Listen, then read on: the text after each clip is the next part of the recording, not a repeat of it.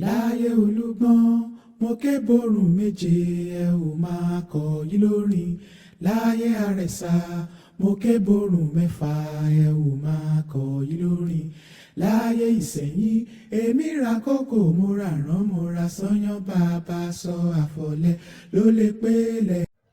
Hello everyone, my name is Ademo Adegbemiga Ganiu and I welcome you to my new Yoruba Abrahamic YouTube video. Today I want to talk about the unrealistic Lucifer act of falling down from heaven from the Yoruba people's lens and in detail from where you guys can understand it right, left and center.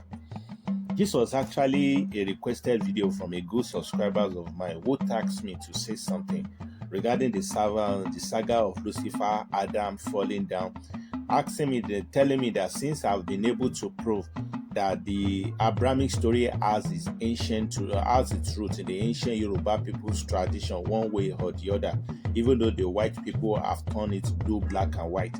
So he's asking me to say something about it. So I shall be giving you facts and with my own opinion, and you as well can add yours or give a remark of what you think about it.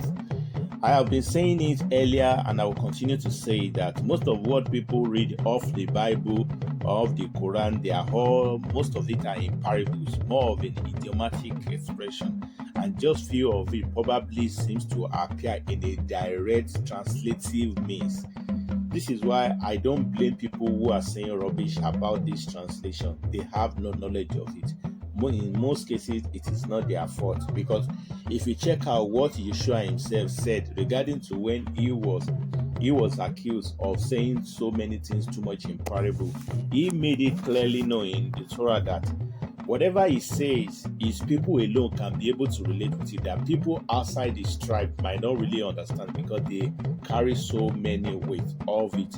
And he said that because his tribe has been given wisdom, they inherited wisdom of blessing from heaven, because their ancestors collectively aren't people of this set, they came from heaven. So genetically, they acquire certain wisdom. We know in Yoruba land, our ancestors are divine ones who descended out to heaven, better understood among the native as Orisha or Irumole, that descended. They didn't fall, they descended. That is another misrepresentation of what fall and descend. People tag it to whatever they feel like, to just to demonize their coming. So let's not digress. Let me start the whole topic by starting with this very verse, which is Isaiah 14 verse 12 to 15, which the Almighty was addressing, talking about how Lucifer did came down or descending down, the idea of Lucifer, what really happened to him. And the verse goes like this: how have you fallen down from heaven, O you Lucifer, the sun, the dawn of the morning? How have you called down to the ground, you who have also been wicked nations? And you said in your heart, in your intention, that you shall exalt your throne above the stars, and at the farther side of north shall be where the location will be. So this is exactly what the Bible said. There are so many collective, there are other verses relating to it, but this is the particular one I choose because it carries so many things I wanted to talk about, and you will understand. But first and foremost, bear in mind, these exact verses of the Bible absolutely has nothing to do with an angel. That is one thing you need to acknowledge. Second thing, it has nothing to do with anyone being banished or being cursed or being sent down. It is the people of today who practically out of their own self-willing delusion came about the flying of an angel falling down two horns, the angel coming with demons on army. These are the Eurocentric manipulative thing, just to sweetify it, to make religion more fantasizes. So it has nothing to do with all those things. In a breakdown, I've talked about Lucifer in one of my videos, but let me just chip in for the sake of this particular video again, some of the things I've said earlier. The name Lucifer was just a nickname or an alternative name to an ordinary ancient Babylonian king, better known as Nebuchadnezzar II. This man is Lucifer as nickname The idea of being cut down to the ground is just a more illustrative expression of how someone did fell from grace to grass. That's all. Is an expression of trying to describe someone who was previously or highly regarded by heaven earlier on, or one way or the other, he went out of line and it became completely useless and irrelevant. That is all what it means when the Bible was actually saying, "How are you falling from heaven to the ground, O you Lucifer?" It's not like a stone being thrown from heaven. The other part of this verse had to do with when it said that you are the one who weakened the nation. In a further breakdown, Lucifer is the king of Babylon, which is why he was actually a real human being, not a demon. He's a real human being who went out of control, who went wrong. And his people, better understood as his inhabitant of Babylon, were randomly either from the Bible and the Quran, like the Quran too described them that they were the one we know today as the devil, the Satan. There is no invisible Satans or devils anyway. They were real human beings. They were inhabitants of Babylon. They were the people which this Nebuchadnezzar of ancient Babylon ruled over. And that is actually the link between the idea of Lucifer being the king and Satan's being his weapon to destroy humanity at large. They were real human beings. They were people of tribe, and they were on a mission to corrupt the rest humanity at will. So that is where. So Babylon, where that Lucifer did rule, being the king, it now became the inhabitant of the evil. The origin of where the word evil thing came from historically, the land of, you can see also in Revelation, I think Revelation 14, where he described Babylon as a whole. And under that same revelation, he made it known that through the front runner, the king, which is Nebuchadnezzar, that king, better known as Lucifer by nickname, and all his inhabitants, who are as well known as Satan, the devils, they began to spread evil to their neighboring countries, their neighboring tribes. They are corrupting human, and they are actually weakening their faith to the Almighty by chipping in abomination, by introducing them to abomination. And that is exactly what this Isaiah verse further meant when he said, Lucifer, through you have been weakening the nation. So that is what it means. It means luring people into everything that goes against the Almighty righteousness. So if we further go to the line 3, like I said again, the line 3 also had to do with how the Torah described Lucifer as the dawn of the morning or son of the morning, whichever way. The dawn means the early thing, when it's dawning, when it's getting to the morning. So the dawning has to do with Yoruba we say ni òwúrọ̀ kùtùkùtù. Òwúrọ̀ kùtùkùtù in Yoruba means early morning.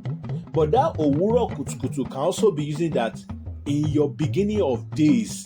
That is where the whole idea of early morning, dawn of early morning, ní òwúrọ̀ òjìji ní òwúrọ̀ ilé ayé ẹ, in your early days. So when we are talking about Lucifer, the dawn of the morning, or the son of the dawn of the morning, whichever way, they are basically saying that Lucifer, who were part of the early set of people who exist on earth, their Lucifer timeline is closer to is not too far away from the Japite.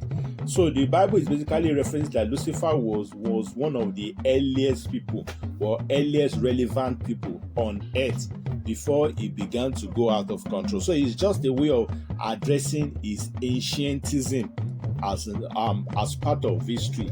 That is where the whole idea to come from. Then let's now go into the number 5. The number 5 had to do with how this king of Babylon said he had it in an intention with the hope that he shall establish a throne, that he will rise up and his throne shall be higher than the stars.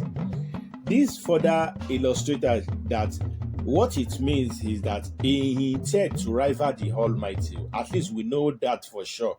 That his intention was to rival the Almighty, that he wants to have a kingdom, a powerful authority that will rise a mere mortal intending to rival the greatness of the Almighty. That is where the idea of, and the stars also in reference to the great people. Great people. He can rival the whole earth and still rival the Almighty. So these were all in intention. And when he was talking about that, my throne shall be seated in the far north. I've made it in my other videos. This was the whole humanity saga, heaven and earth, one tribe from the whole thing happens in Africa, not in Europe, not in Asia. We were once part of people of Africa, and the verse is basically talking about the earliest days of humanity. So Europe is not in the conversation, Asia is not in the conversation, America is not in the conversation. It's all about Africa. And during the time of him being one of the earliest, as a done, one of the earliest settlers of the world, like I said, Africa was divided into three parts based on the three sons of Noah, which are the Shemites. The Shemites are the Yoruba people, that is for sure. The Shemites are dwellers of ancient West Africa. The Hamites are the dwellers of today's Kemites, better known as the Egyptian. The Shemites are light-skinned African mixed. The North African are the Hamites. They are thick, dark-skinned African. While the third, which are the Japites, they are the albino kind of people. They are in between black and white, but they are not black. They are like albino. So scientifically, when they move to the Coda region, the genetic mutation, the environmental mutation through the coldness changes, further strengthen, make them more whiter, changing, make their skin become more coily from woolly hair, stuff like that. When you see an albino, that is what I can assume in how they were, but they weren't that much black. So it is fair to say that as Shemite, the north center where Lucifer was intending to establish his kingdom, was now today what we call that Middle East, because then Shemite stayed in West Africa, Amite stayed in North Africa, while the Japai stayed in Northeast Africa, close to, let's just say, today's Iranian. I don't want to mention him before because that is where the whole Babylonian. But before the Japite left, the first Babylon region was the Babylonian people first earlier dwell in North Africa. After they were being banished based on their atrocity to what we know as Iranian area, which is Middle East. So I guess when they were still part of West Africa and North Africa was when the Lucifer man was actually saying, he will go and reestablish himself in Middle East, which is today Northeast African area. That's where his people will exalt him and where he so from the new Babylonian region now became where the whole evil started coming to pop out from and spread as people began to migrate down to to other continents outside Africa. So that is exactly what it means. If I now put it together in a very straight, direct way, without sugarcoating word, and also in the way you people can be able to relate with, the Isaiah verse is basically talking about a Babylonian king who became so arrogant, but who started his life as a very good man that the heaven did regarded. But after some times, he went out of control. He and his people began to misbehave, and after some time, the heaven actually downgraded him. He became the most irrelevant people, and some of the things he actually did that made heaven to frown against it was because he was extremely corrupt. He was very abominative, him and his people, and they were spreading their evil from where they are to different neighboring people, neighboring tribes, or should I say neighboring nation. And from there, he further intended to further migrated to another place from where he and his people initially were to reestablish themselves, to become a full-blown cursed set of new nations on their own. And it's from there that they said the location will be in Father North. It's just as simple as that. So the names, the next name they are using to qualify these people here is big, was what most Eurocentric religion historian continuously use to bring out new translation that are far away from the initial thing. So having said that, this biblical ideology truth about this human man known as Lucifer and all these satanic people and whatever, now became what the Quran accepted, or should I say the Quran did echoes to form its own narrative as well, because the Bible and the Torah came thousands of years before the Quran, and the Quran itself agreed that it is not a new message, it's actually a reminder. A reminder means I'm taking from what has been in existence before. That is what the Quran, and the Quran itself stated it in its own content. Idrika, this Quran is actually a reminder, a re-echo of what the Torah have said or teaches earlier regarding to the truth. So if we now go to the Quran itself make references about the saga of Abraham not falling, Adam's Iblis, because the same Lucifer was later renamed as Iblis. Is actually, I don't want to, that's another topic for him. Why he was named as Iblis aside from that's another new topic entirely. So it's the same figure. So the Quran itself also re-echoed it and talk about how this man was asked to humble before Adam, and he refused, and the heaven banished him, according to what they say. But if you carefully look at this context of the Quran, which is in reference to what the Bible has earlier narrated, there is a game behind it, and I will tell you in breakdown some of the things people shy away from. The game is that the term Adam, I often say the term Adam can be used as in reference to the first set of human, which is not fully a real Adam, which is Obatala from the indigenous belief of Yoruba people. But that same Adam can also be used as a collective humanity who were created from the dark soil, dark muddy soil. Even in Surah Al-Ijiri, some translation completely said it that they replaced that term Adam with humanity. So the idea of Adam, it can be used for humanity, and that humanity was what the Almighty was referencing to in the Quran when he was telling Lucifer as well to humble before this set of Adam. Likewise in the case of Adam, likewise in the case of Lucifer too, because after the time, the idea of Almighty on instructing Lucifer or Iblis to humble before Adam, the Almighty now instructed Adam that look at these people. It's supposed to be these people, not this person. Why did I say it? Because Lucifer was working according to modern day religion belief today. They believe that Lucifer is working through his army entities known as Satan, right? And the Quran describes Satans as people of tribe, human being of tribe. So how can the Almighty wasn't actually, this is what it basically means. Let me simplify it.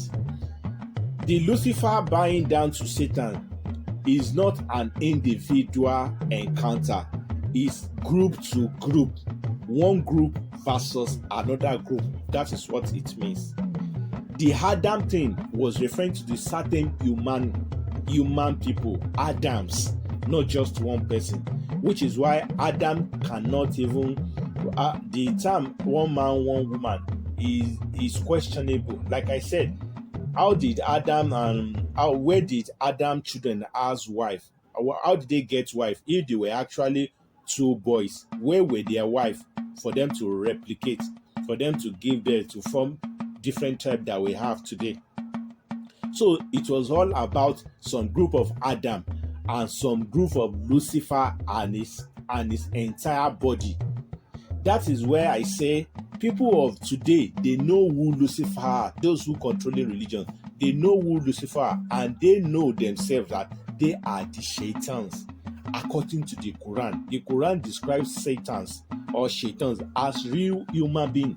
And you can as well see it in Revelation as well, that Satans are people of tribes, synagogue of Satans. They are tribes, they are not one person.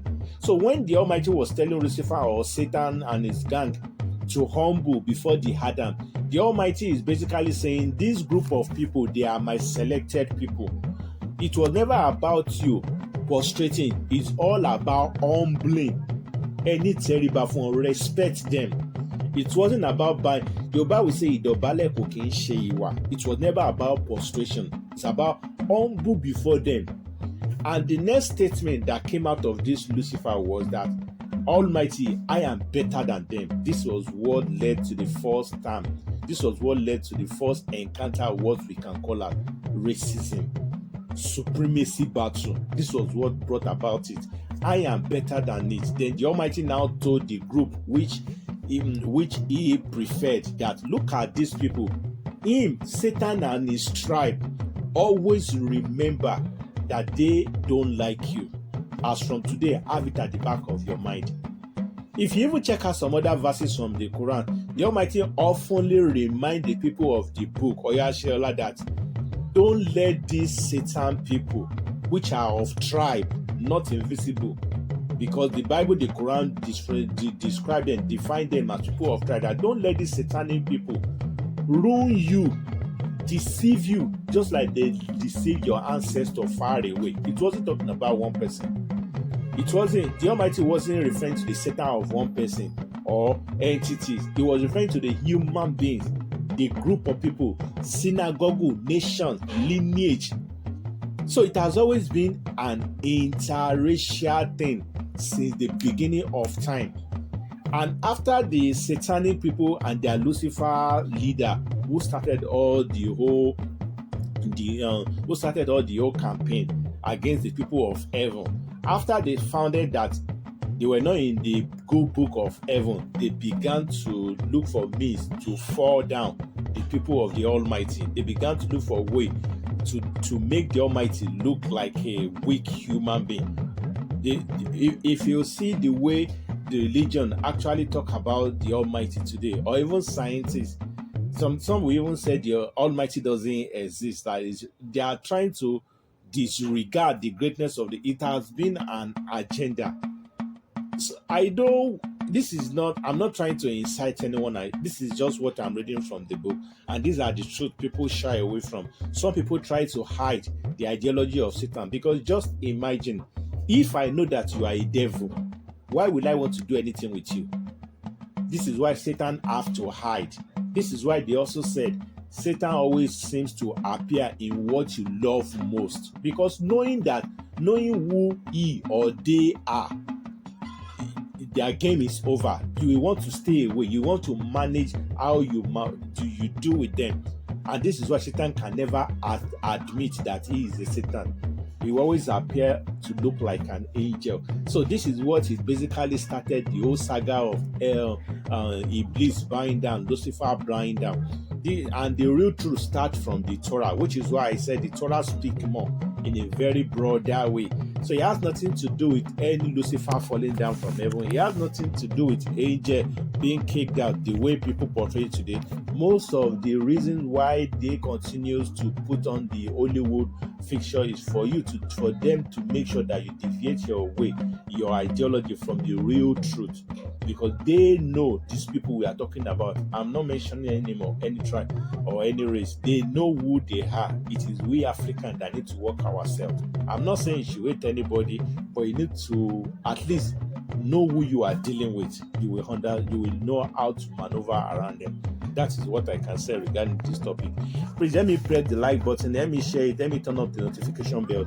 I'm not saying this to cause anything. I'm saying it based on what the book are saying, and people are shying away from telling.